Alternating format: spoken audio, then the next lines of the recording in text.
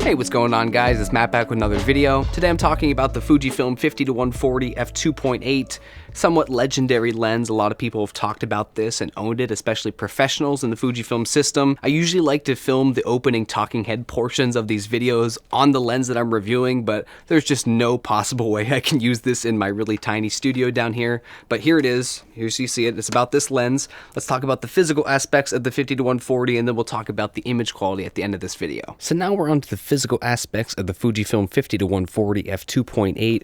It's really hard to fit it into the frame with the lens hood here, so I guess I'll talk about that first so I can get it off. Obviously, very large lens hood here.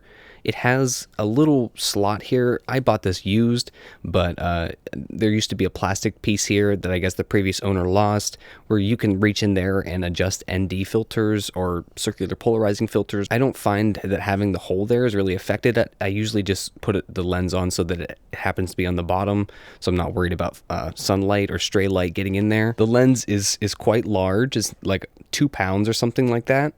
I would definitely, if using this on your camera, hold it by the lens and not the camera, because you'll stress your mount, and especially if you have a lower end Fuji camera, you might have a mount that really can't handle all that extra weight, front heaviness. It's not really that the lens is super heavy, it's just that it's long, so that the center of gravity just causes to put a lot of stress on the mount. It is weather sealed, as you can see by this rubber gasket back here. It's made of a lot of metal. It feels cold to the touch down here in my cold basement. We have a metal focusing ring here with a good amount of resistance, and a rubber focusing ring, which also has a pretty good amount of resistance and just feels good to the touch. And we have one of the nicest aperture rings I've seen on a Fuji lens here, with really good clicks. And obviously all the way at 2.8 constant aperture. And then we have an OIS switch here, which is lens stabilization. I will say that the lens stabilization is much better for photos, or if you're going to use it for video, for still shots.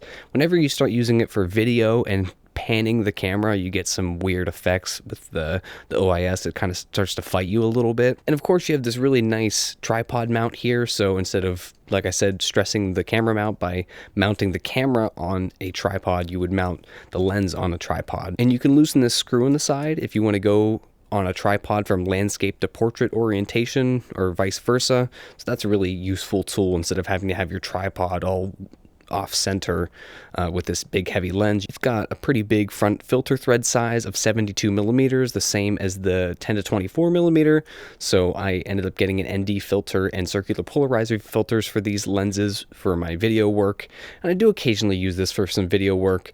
I rarely use it outside, so I'm not really putting the ND filter on it very much, other than a few instances. But whenever I have shot short films, I always find a way to sneak this and use this for the short film. Seems like I'm getting ahead of myself here, so let's just move on to the next section of the video, which is the image quality of the 50-140 f2.8. So if you've watched any reviews on this lens in the past, you've heard people probably say that it's basically like a bunch of prime lenses put together. Usually the conjecture is that a zoom lens is not ever going to be as sharp as a prime lens at a fixed focal length, but some zoom lenses, you know, are past that level of quality where it's basically indistinguishable from a prime, and a lot of people say that about this lens. I would tend to agree. I would say it's really exceeding my expectations, just as you would expect. Just like most lenses, it gets even better as you stop it down, but it is really good even wide open in f2.8 all the way through the zoom range. I've only seen a handful of people talk about the fact that the bokeh on this lens doesn't always look that good. If you're shooting at f2.8 and you're kind of like at 50 millimeters and farther away from your subject, the background is like out of focus but also in focus at the same time. I don't know if the cameras, like the camera corrections, are doing it, or if it's just the way that the lens is rendering the bokeh. Other times, whenever you're zoomed in, like for example at 140 millimeters and you're f2.8 and you're semi close to your subject, the background is just super buttery and smooth and really good. But sometimes when you're at the wider end of the range at f2.8 and you're not so close to your subject and the background's not super out of focus, you get this weird outlining, distracting effect. It doesn't look the best all the time. I mostly use this lens for pictures of people, more specifically portraits like headshots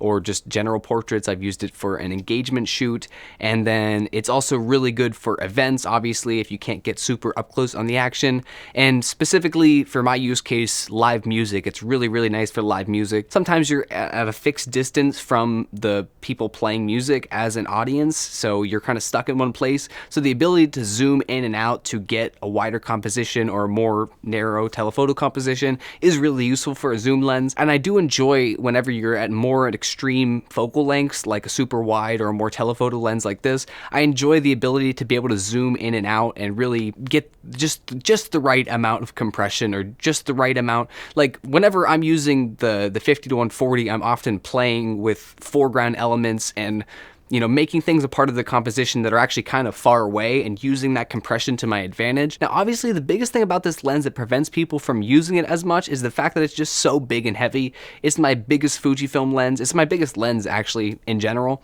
Not that I've ever had like a full frame 70-200. I'm sure that's obviously going to be bigger. But in terms of the Fujifilm system, this is like it's not as big as it gets. There's the 150-600, but I'm not really a wildlife super telephoto shooter, so this is the biggest lens that I have, and it actually does get to the point where it's almost prohibitively big. Prohibitively.